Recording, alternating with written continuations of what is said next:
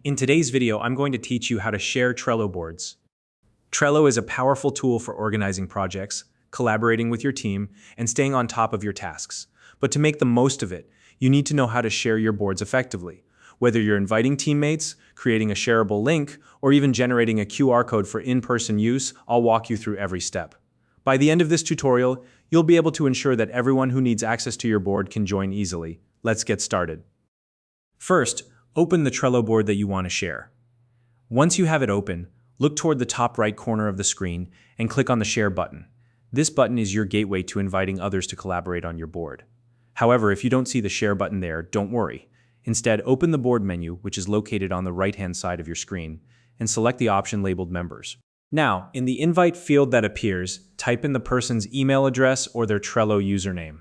This lets Trello know exactly who you want to invite to the board. If you'd like to include a personal touch, you can also add a short message.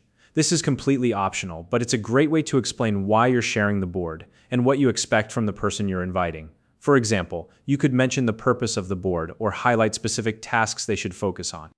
Once you're ready, click the Send Invite button.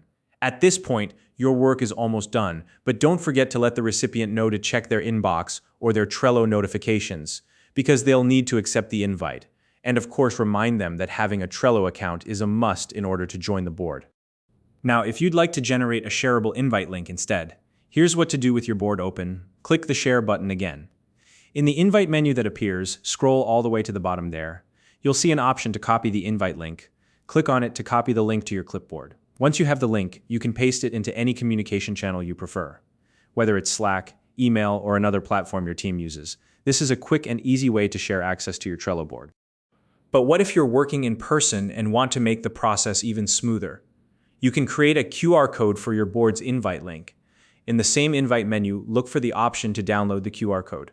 Once you've downloaded it, you can share or display the QR code during a meeting, workshop, or any other group setting. All participants need to do is scan the QR code with their phone.